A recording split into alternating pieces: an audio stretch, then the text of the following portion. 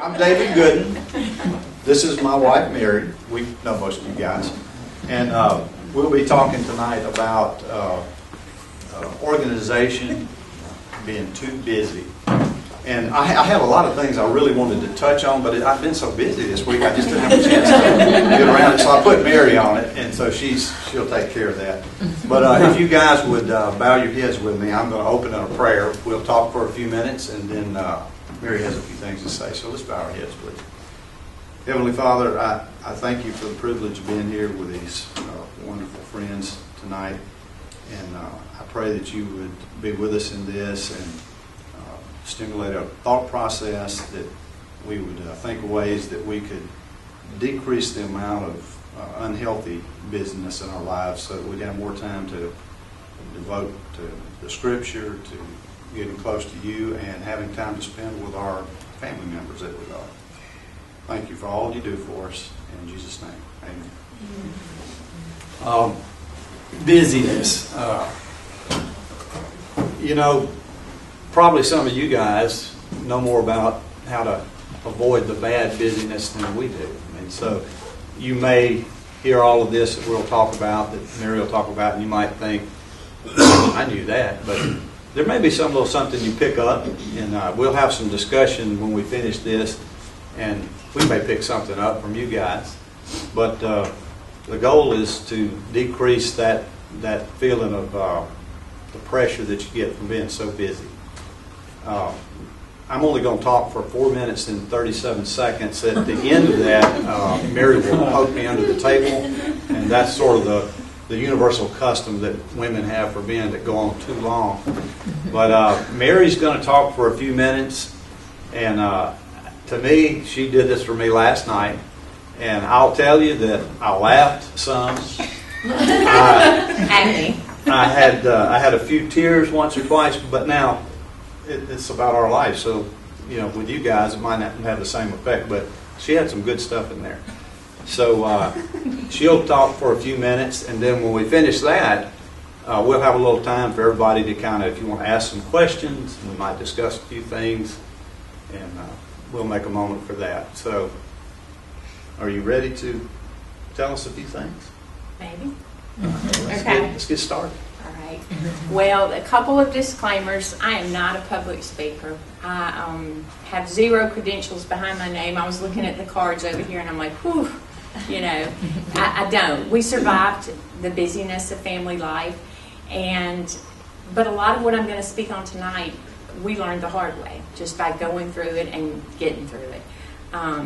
One more thing, one more disclaimer. I'm going to use some examples and some stories of people and things that I've seen in my life, but none of them are from church people. So if you think, oh, that sounds like so-and-so, it's not. I'm not going to talk about anybody that I go to church with except Christopher.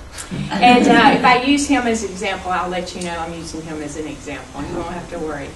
But it took 3 conversations with Ashton for me to agree to speak with you guys, because the last time I gave a speech, I was in college. And if you ask Joshua Moore, that was in the 1800s. So this is way outside of my comfort zone. But I'll give it my best shot. Once I agreed to do this, my mind started thinking, about the topic of busyness and life as a family. And the words of the great Professor Hinkle came to my mind. Y'all remember him? Busy, busy, busy. Remember that? I just kept hearing him in my mind over and over. But what was he busy doing, and what are we busy doing? In the same way that we must establish and understand how and where we spend our money to set up a budget, you really have to figure out what you're doing with your time to figure out a better way to manage your time. So figure out what you're filling your days with, what you're filling your hours with, assess it, and then analyze it. We all have the have-tos, the work, meals, laundry, bills. You've got to do them. And then there's the want-tos, the extracurricular activities, the hobbies, the playtime. And then there's the other people want you to, relatives, friends. Your mother-in-law calls and says, will you come eat Sunday dinner with me? That kind of thing. But how do you want to spend your time? How does your spouse want to spend the hours? And what about your children? Each family must make an assessment of their time and then make adjustments accordingly. So what are some practical ways that we can simplify and cut down on the busyness? Have one calendar or sync your calendars so there's no confusion between spouses and older children as to what's going on in the week. Communicate. Don't commit to anything without talking to your spouse first. I've been guilty of that quite often, and it always throws the unknowing party for a loop. So manage your time instead of letting other people manage it for you. Every time your phone chimes, you don't have to run to it. You can wait. You can finish your task. I do this. We all do it. Yeah. But you don't have to run to your phone every time it rings.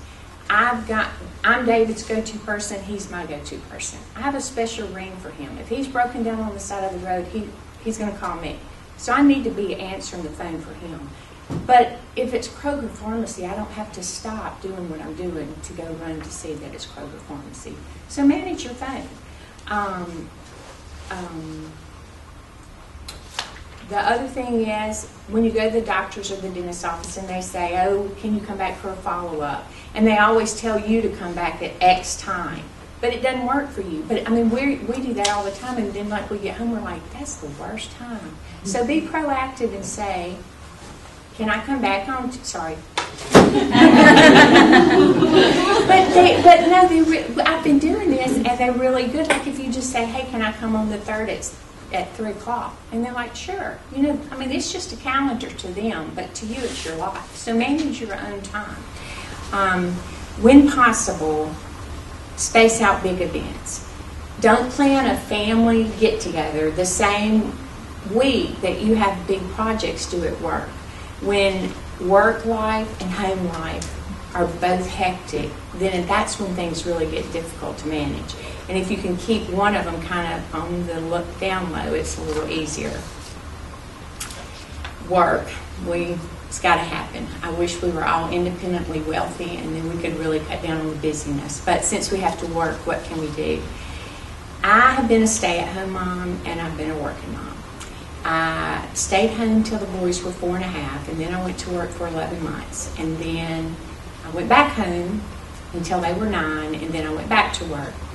Having done both, I can tell you there's more downtime for your family if there's one parent, I don't care if it's the husband or the wife, but if there's one parent that is in the house doing the full-time job of running the household. Cleaning, dishes, meals, bills, laundry, grocery shopping, the list goes on and on. When both spouses work, all these things still must get done, but they have to get done after 5 o'clock. I used to say to my coworkers as we walked out the door, it's time to start my second job. If you want to work, or if you've looked at your finances and you absolutely cannot stay at home, you can manage. We did. We did it. We did it for years. But we were busy. But if you are one of the ones saying, I sure wish I could stay at home, then I urge you to look at your income and, more importantly, your expenses and see if you can make it work for your family. Life will definitely slow down for you. If you are a stay-at-home parent, be on your guard that other people don't fill up your time. When I didn't work, people would say, oh, will you do this, will you do that? Because they're like, you have all this extra time because you stay at home. And while you do have extra time if you're at home, the reason that you're staying home is to make a better life for your family. So don't let others overload you, even if they're with good things. Church. I don't consider church as an extracurricular activity, but it's a necessary and meaningful part of life. Hebrews 10:25 says, let us not neglect our meeting together. We are so fortunate to belong to a large, active church, which we need to support as much as possible, especially since we're growing so much and we have so many little kids that we need all the help we can do. But having said that, I remember one Wednesday night, while I was looking at the bulletin, I realized if David and I attended every event that we were actually part of, we would be at the church 6 out of 8 nights. It is very difficult for me to say no to things, especially good things. But a wise young man once told me, Mom, people will always ask you to do things, but if you don't think God is asking you to do it, it's okay to say no. It's very difficult to say no to church. It's very difficult to say no to church activities, but sometimes you have to. Extracurricular activities. Don't be involved in too much. How much is too much? You have to decide. I know this. Children need time to run, play, read a book, be creative, or just do nothing. If there's never any downtime, there's never any sharing time. When kids have downtime, that is when they stop, relax, and they talk. And you want that, especially as they grow older. If you cultivate conversation with young kids, it will be more likely to continue as they become teenagers. From the time our boys were little, when it was bedtime, I would lie with one, David would lie with the other. We'd tickle backs, sing songs, talk about the day. And then one of us would holler out, switch, and we'd trade places. And we did that through their whole life. Very precious memories. Take time out of your busy life to make time to do things like that, because that's the things that matter the most. Deuteronomy 11:19 says, teach them to your children, talking about them when you sit at home and when you walk along the road, when you lie down and when you get up. Make sure you're not so busy with the extra activities that you don't have time to sit at home, walk along the road, lie down, and get up. Sometimes the pressure of a structured activity can rob a child of the joy they find in it. I had a friend whose daughter loved piano, and she was so talented at it. But because she was so talented, the piano teacher pushed her, and she couldn't take the stress, and she quit the piano forever. Our nephew was an amazing softball player, but the pressure of the constant going and tournaments got too much. By the time he hit junior high, he had quit softball. So make sure the extras are worth the time, the effort, the money, and the stress. Everything doesn't have to be a structured activity to be beneficial. How many evenings are you spending away from home? If the number is too high, you should reassess. Only you can decide. Just remember, too much of a good thing can be a bad thing. Katie and I have had this conversation before about how family time sometimes gets pushed to the side. You have plans like, oh, let's watch a movie and get a pizza tonight. But then a friend calls, or an in-law, or a parent. And so you say, oh, well, yeah, we can do that. But if you had another event to go to, you would just tell that person, I have something else planned. Time with the family is as important as any other event. So write it on the calendar. If you're planning to do something with your family, write it on the calendar. Schedule it. Prioritize it. If somebody calls and they say, can you do such and such? Say, I'm sorry, we've got something on the calendar. Can we do it another time? While you're scheduling family time, remember that you and your spouse are your family. Your kids grow up. They go and have their family. So, when you're scheduling family time, schedule time with your spouse. Because one day, that will be your own family. That will be your family. So don't neglect the most important person in your family.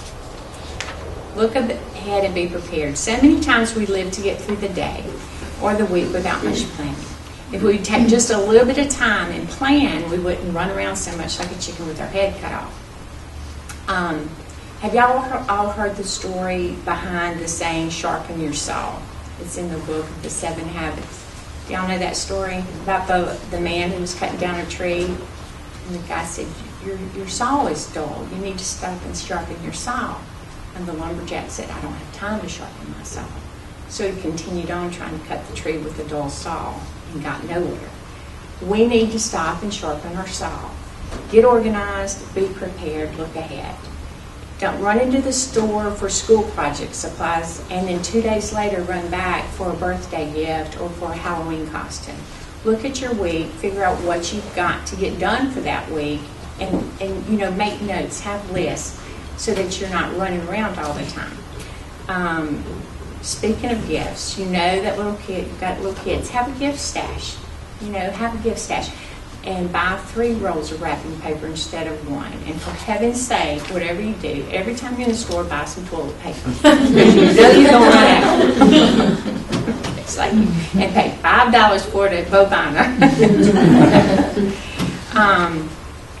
Unplugged. When I was a little girl, one of our pastors preached against soap operas. And he wasn't preaching against watching TV, or even probably against soap operas, but it was more that it was robbing people of valuable time that they could be spending doing other things because they were so into that.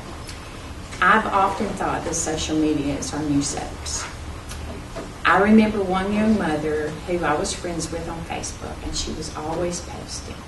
She had written this incredibly long post about everything she had done that day, on and on and on and on, and how she was so busy she didn't even have time to eat lunch. And as I'm sat there reading it, I was laughing to myself thinking, it took you longer to write this post than it would have to eat a ham sandwich. Seriously. So manage your phone, your Facebook, your Twitter, that type of stuff. Maybe set a time that you're going to look at that kind of stuff. Maybe set a time limit. But I think in the same way that we say, oh, but I don't eat that much, but if you ever write it down, yeah, you do. You know what I mean? You think you don't spend a lot of time on our phones, but we really do. So manage that. And don't rob yourself of time that could be used to cut down on the busyness of life. And like the soaps, it truly is an unrealistic view of life. Nobody posts their failures. Nobody posts the kids. I mean, it's not. So don't compare your crazy life with everybody else's perfect Facebook life. Most of us here are 2-parent households. So assess the strengths and weaknesses of each other and assign household tasks accordingly. Ecclesiastes 4:9-10 says 2 are better than 1 because they have a good return for their labor. If either of them falls down, one can help the other up. It's wonderful to have a helpmate. David was an amazing helpmate. He really was. Even ask Katie to this day, he's always has been. However, he was never any good in the kitchen. It took him forever to complete. Made spaghetti. To complete the simplest of tasks in the kitchen. He said it confused him. So y'all feel free, men, if y'all want to try to use that line. But you got to get the facial expression. Yeah. But he was excellent at floors. So he would get the vacuum cleaner, and our floors were always clean. Now, Michael and Christopher would say that the 3 of us cleaned the entire house while he vacuumed floors. But we had clean floors. In a little while, I'm going to tell you about a chore that I had that overwhelmed me, and he took over it for me. So if you struggle with a task or chore and your spouse doesn't, then rearrange the work list. Communicate. This is probably the most important point to me. Teach your children to work. There are so many benefits of doing this. You're spending time with them while actually teaching them a strong work ethic. We spend hours talking with our kids while working on projects. And we've all heard the old saying, it's just easier to do it ourselves. And it is. I mean, teaching a 3-year-old to make a bed, it's easier to do it yourself. But in the long run, it will pay off. Proverbs 29:17 says, discipline your child and he will give you rest. He will bring you happiness. We need to teach our children to be disciplined in all areas. Not only will you reap the rewards, but they will too. They will cultivate a strong work ethic, and they will actually know how to do things. We always work together as a family, mostly because I didn't want to get stuck inside doing the girl work while the boys and David went outside and did the boy work. So when it was time to do yard work, we all 4 went outside. When it was time to do housework, guys had to come in and do the housework with me. Time to clean the car, we all did it together. Fast forward a couple of decades, And both of my daughter-in-laws on different occasions have thanked me for teaching my boys the skills. And yours will too. And if it's a girl, teach them to do the outside stuff too. But Titus 2:7 says, "In everything set them an example by doing what is good." Not only are you teaching your children to work, you're teaching them how to teach their children to work. Teaching those skills was not always easy. When my boys got older and they stayed home in the summer, Chris is not here, so I would leave a list of chores for them to do so they could get it done because I was working. So I would leave a list of chores for them to do. Somehow they would not see the list some days. So I started leaving the list right next to the muffins I had baked for their breakfast. Problem solved. One Saturday morning, I made out their chore list. When Christopher came out, he took one look at both lists and said it wasn't fair. He had more to do than Michael. And then Michael comes down the hall and picks up both lists and says, "Oh, this is not fair. I have more to do than Christopher." So they're standing there arguing over the list and who had the most to do. And I said, okay, I'll fix it. Took both lists, looked at them, and gave them their brother's list. Problem solved, right? But it really is important to teach your kids to work. And it will cut down on the busyness of life. You won't be making your 6-year-old's bed. They'll be making their own bed. And so it will help you, but it will also help them. Occasionally I would get overwhelmed, and maybe I had a few meltdowns over the years. David, he really was a great helper, and he would say, "We'll be happy to help." Like I'm in the middle of a meltdown. "We'll be happy to help. Just tell us what you want us to do." I didn't want to have to tell them what I wanted them to do. I mean, I thought they should be able to see it, and just do it. Example, a lot of times I would come home from work and Michael and Christopher would be playing Nintendo while sitting on top of the laundry that needed to be folded. Yeah. Proverbs 12:24 says, "Diligent hands will rule, but laziness ends in forced labor," which it did. But all kidding aside, kids and sometimes spouses don't see what needs to be done. And I'm not talking about women or men, because we have a lot of friends who the man is the one having to say, "Please help." But just save yourself the aggravation and ask for help. This was not something I was good at. And I wish if I had gone back, I would have been more proactive in doing that, because a lot of times I would just get out and do it myself. So, it can also be overwhelming just trying to remember everything. That running list that starts the second you wake up. Sometimes it starts before you actually wake up. When Michael and Christopher were teenagers, we would go through 3 gallons of milk every other day. So every other day, I would have to remember to stop at Super Junior and buy 3 gallons of milk. Or I'd have to remember, seriously. But it's coming. I would have to remember to tell David, would you call him and say, "Would you please stop and get the milk?" And so on one of my my rare meltdowns that I had, he was like, "I can be responsible for getting the milk." Remembering the milk every other day was overwhelming to me, but it wasn't to him. So just communicate and try to make the busyness and the things that bother you, let your spouse take it off of you, and vice versa. Food was always an utmost concern in the Goodin household, and it still is. I saw a poster once that said, "I hate when I'm waiting on Mom to cook supper and then realize I am the mom." It was very hard to work all day. Y'all know this. Work all day, have groceries in the house, and then turn those groceries into meals. So I made up a cheat sheet. I wish Christopher was here to see this, because I found this on the computer and I haven't pulled this out in years. I made up a cheat sheet years ago with all the meals that we ate. And every week, I would grab one of these pieces of paper. I had them printed in the cabinet, and I would highlight 7 meals. So I wouldn't have to sit and think, like, what do I want to cook? I'd just look down and go, yep. And of the 7 meals, a couple of them would be real simple, like sloppy joes and tater tots. And I didn't assign the meals to days. I kept it real loose so that whatever the day held, I could always pull a meal together. I cannot express to you how important it is to have a sit-down dinner with your family. So much happens at the dinner table, besides all of the spills and the fights.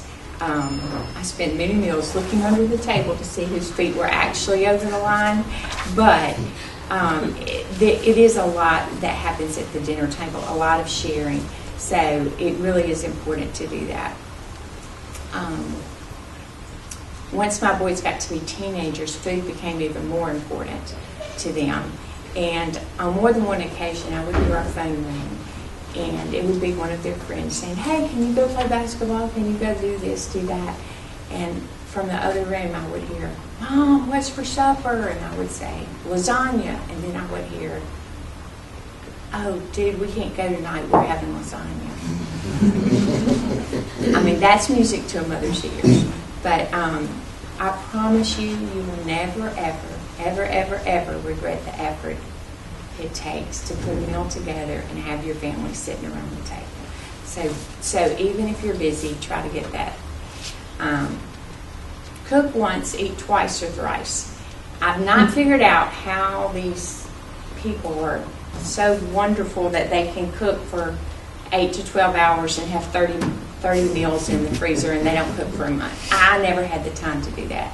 But what you can do is, if you're browning hamburger meat and making spaghetti, make a double batch. By the time you've eaten dinner, it's cooled off, put it in the freezer.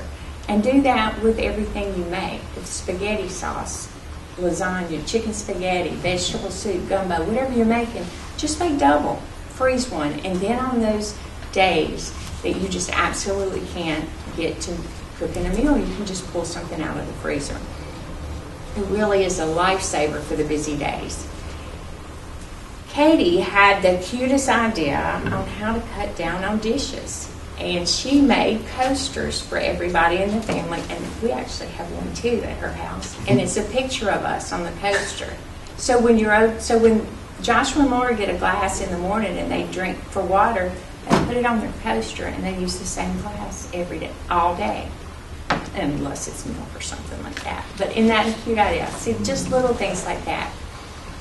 I saw a sign. It was one of those, posters that are supposed to reflect on them, and it said, "Serenity amidst chaos."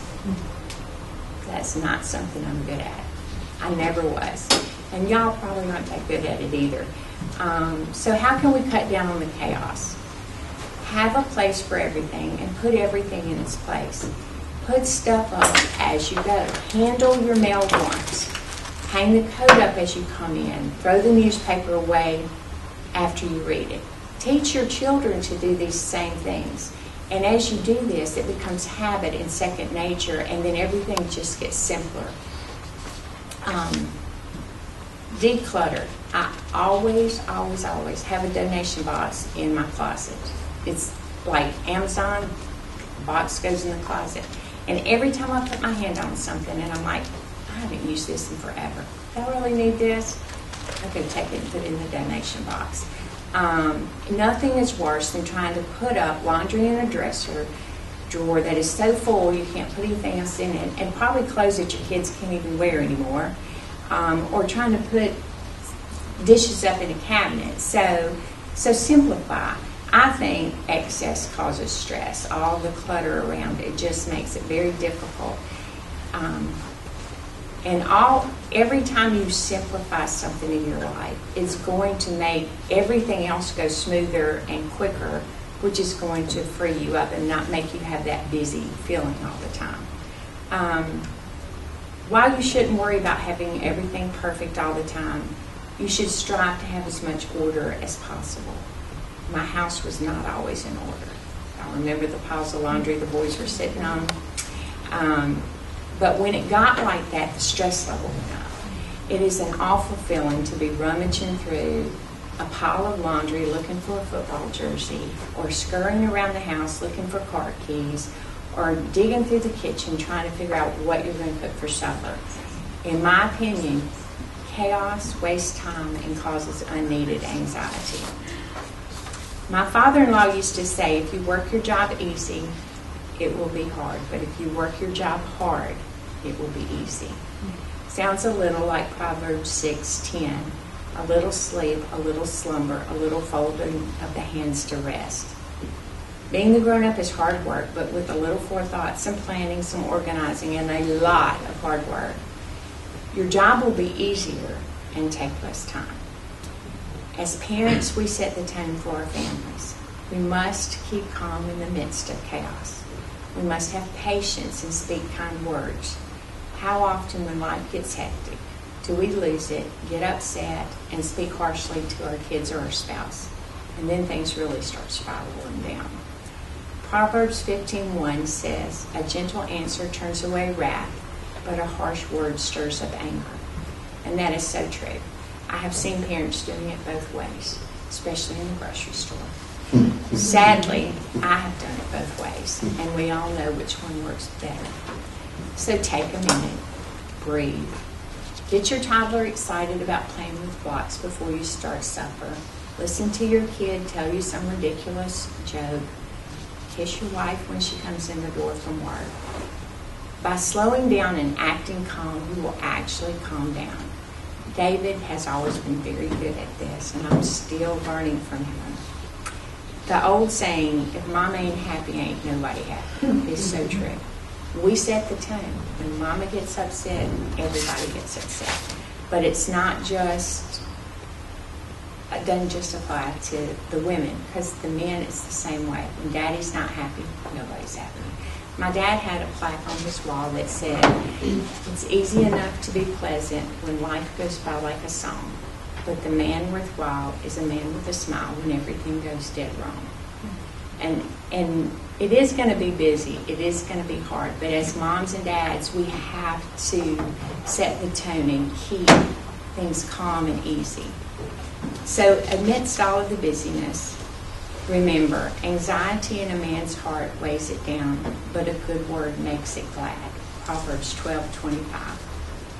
Nothing is more important than letting your children and your spouse know how important they are to you and that they are loved. I can assure you, I did not always have it together, and I made plenty of mistakes.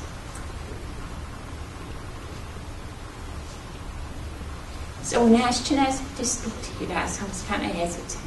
But you know, it's hard to say no to Ashton. I have shared some of my thoughts and opinions with you, but remember, only you and your spouse can determine what is best for your family.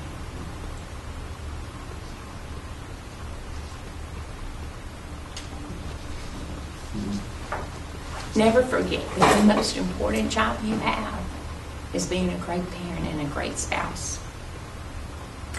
Life is busy, we're all busy. Just make sure you're busy doing the important things. And after you assess your time, if you realize that you're not busy doing the important things, have the strength and the courage to make the changes that you and your family need to make. Because today's little moments becomes tomorrow's precious memories. You might figure out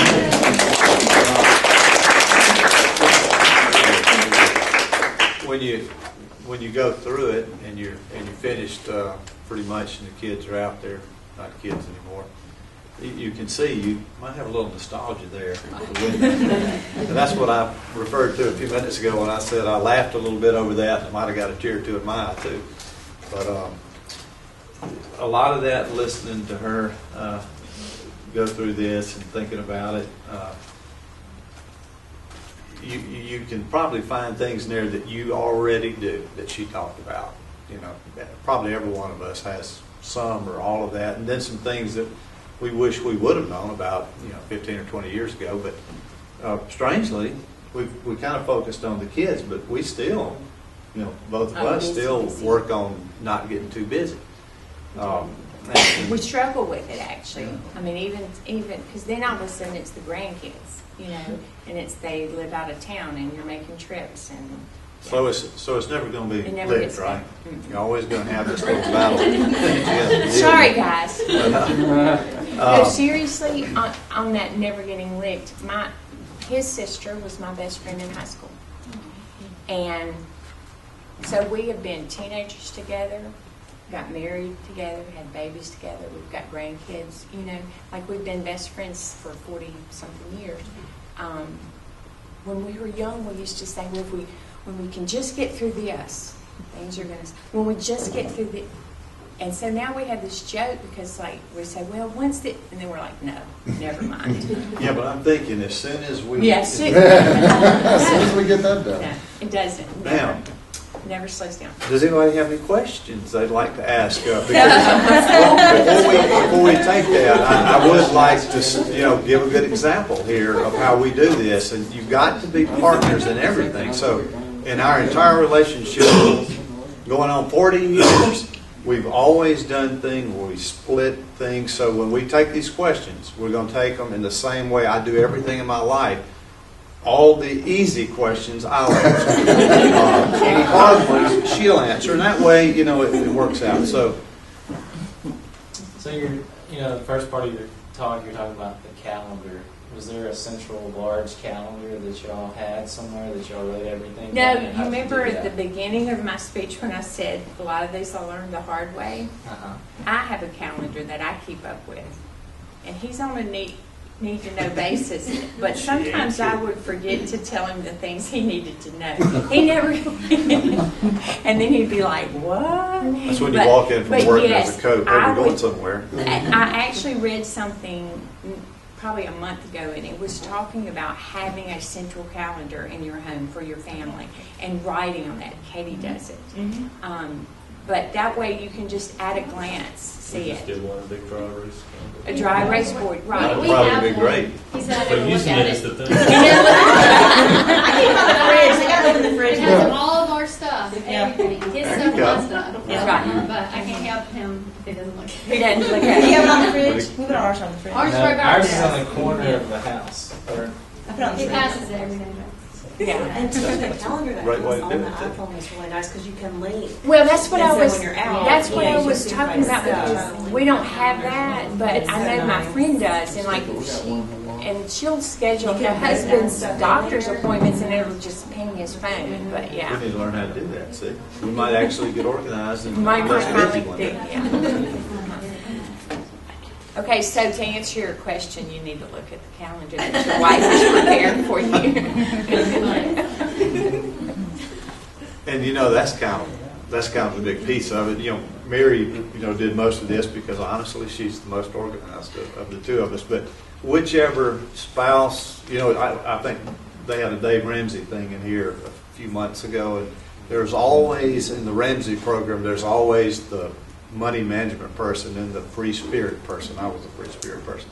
But in the same way, managing this busyness, there's the natural born organized person, and then there's the natural born not so much. That would be me. So if you're that not so much, and it kind of was a maturing thing for me, and pretty soon I might get there.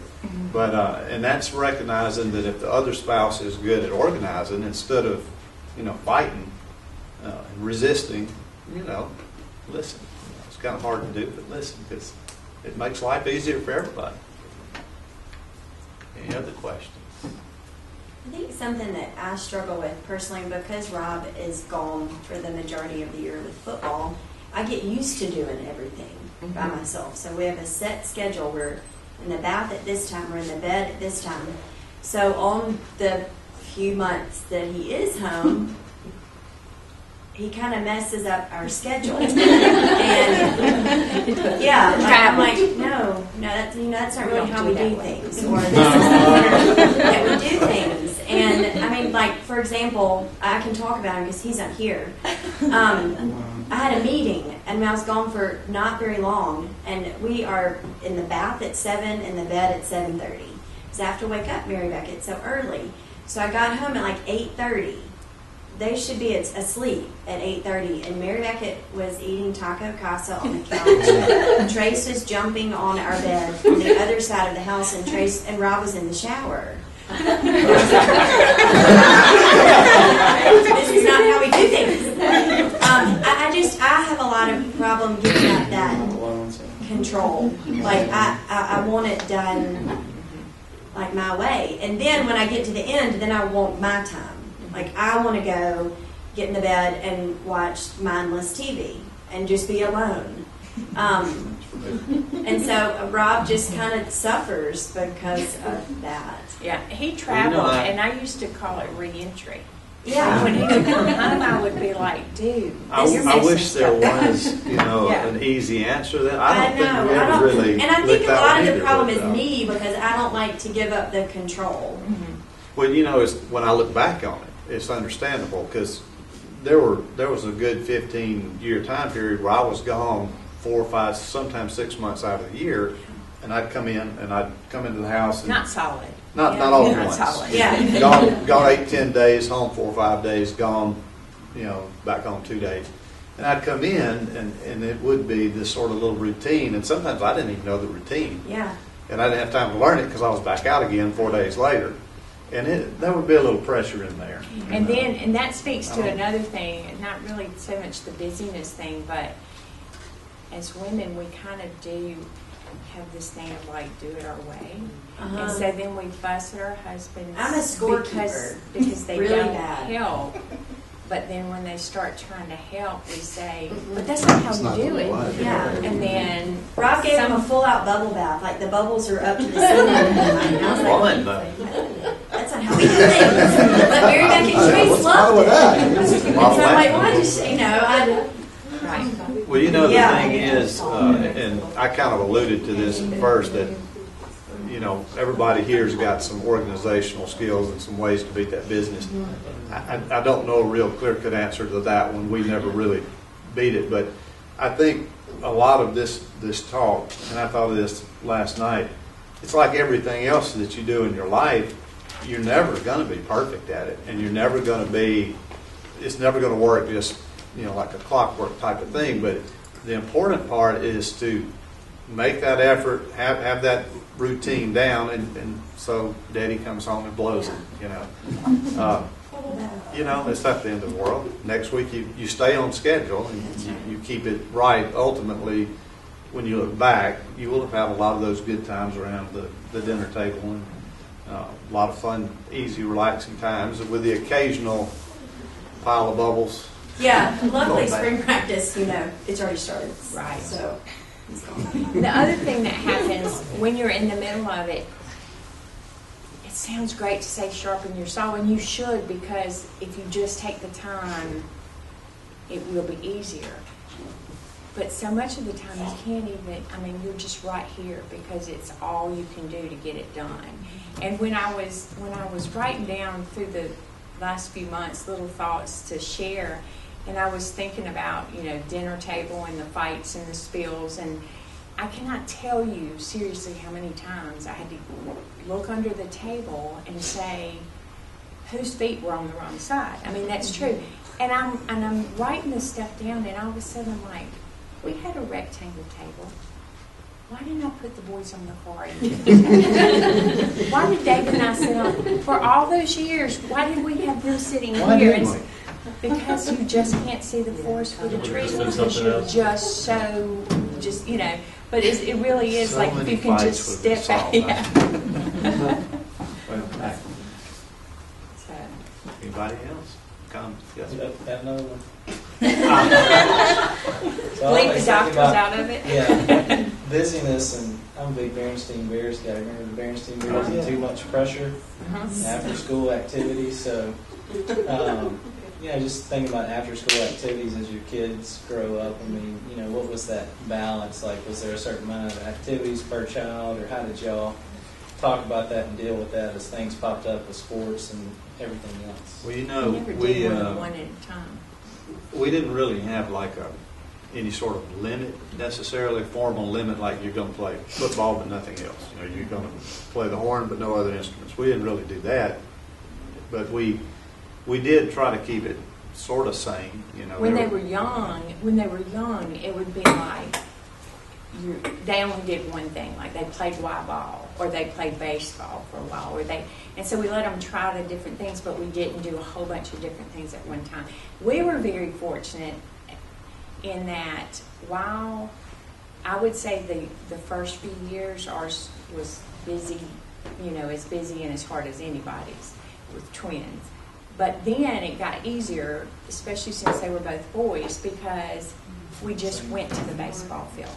We just went to and they were the same age. They were in the same, so everywhere we went as the four of us. But then as they got older, we basically said, we want y'all to do something athletic, which was football, of course, and then some kind of music, and they chose to be in Big Blue.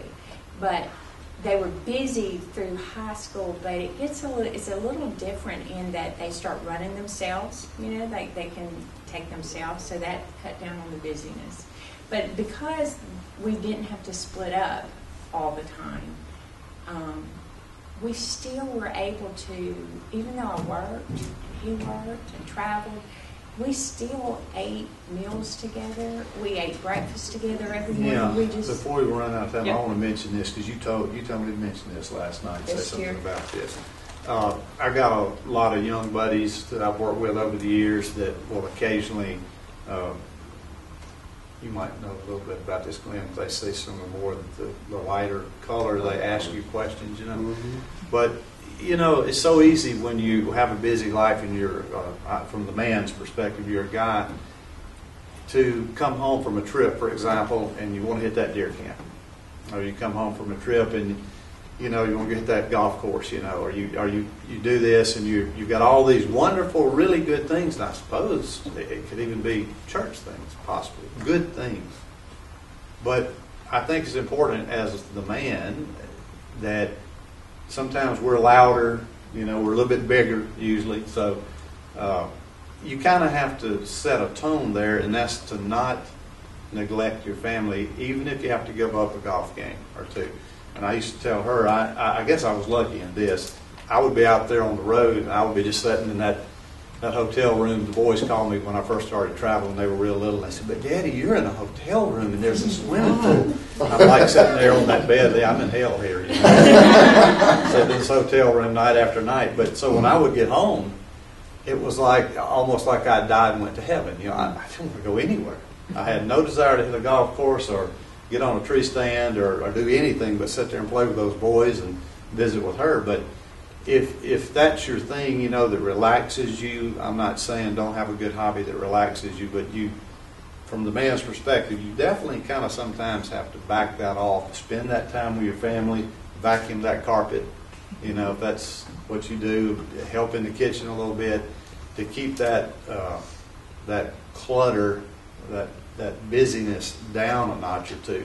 Because as bad as it gets, and you all know how bad it gets, if one of you splits, for all day Saturday, and there's mom at the house just killing it, and the fights start, or dad, and the fights start, and it's just a bad time. And that's where all this where it all heads to, is that you won't have that perfect life. None of us going to have that.